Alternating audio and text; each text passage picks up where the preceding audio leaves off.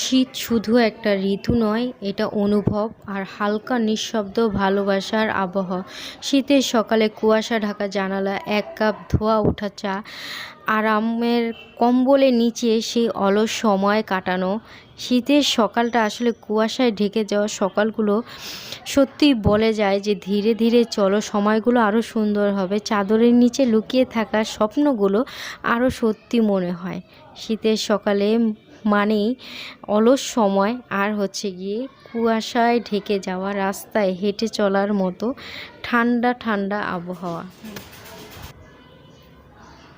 আসসালামু আলাইকুম বন্ধুরা।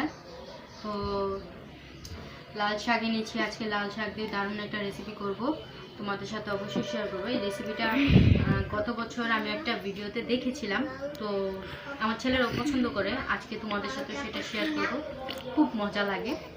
তো লাল শাক এনেছি, আর লাল শাকগুলো খুবই তাজা, দেখো কি সুন্দর। এই দেখো, তো এখন এগুলো বাছবো, কিছুটা বাছা হয়ে গেছে, এখন আরও কিছুটা বাকি আছে। তো এগুলো বেছে নিয়ে তারপর হচ্ছে গিয়ে রান্না শুরু করবো।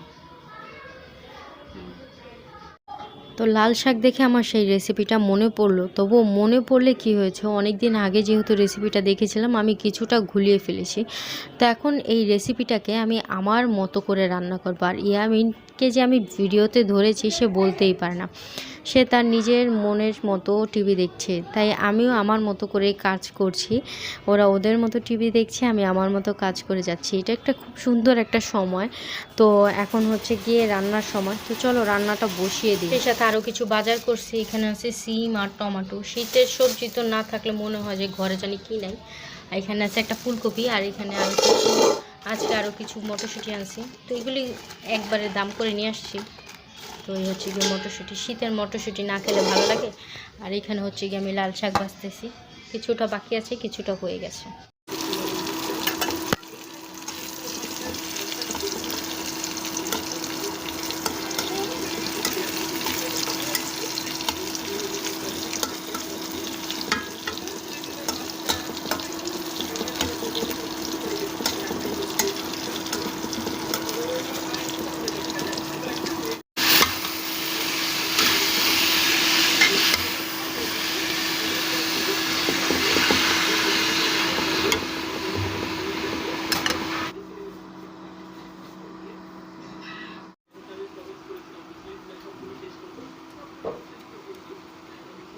আমি যেভাবে দিচ্ছি ঠিক এইভাবে দেবো, অবশ্যই তো তোর টিপ দেওয়া লাগবে না, টিপ দেওয়া।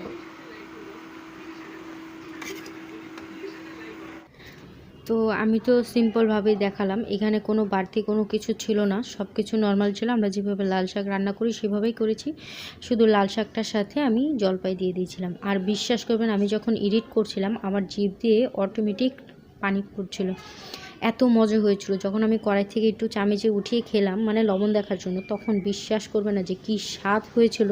তোমরা প্লিজ একবার ট্রাই করে দেখো, তোমাদের খুব ভালো লাগবে, খুবই মজা হয় এটা।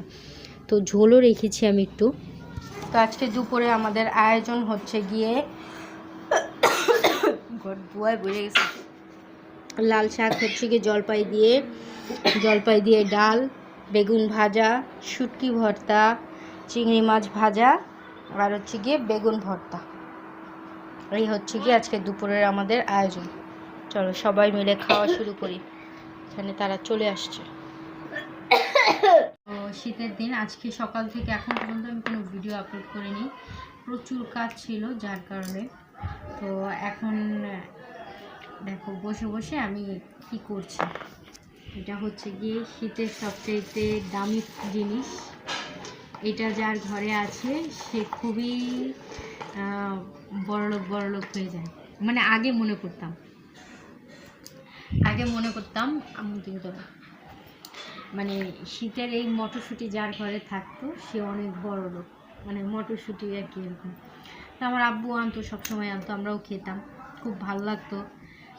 আম্মু অনেক সময় চিংড়ি মাছ দিয়ে, তারপর হচ্ছে গিয়ে নুডলস দিয়ে, শীতের সবজি দিয়ে রান্না করে দিত, খুব ভালো লাগতো, খেতাম আমরা।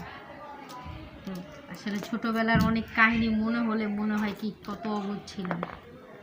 দুনিয়াটা আসলে এত অবুঝ না যতটা অবুঝ আমরা ভাবি। আল্লাহ হাফেজ।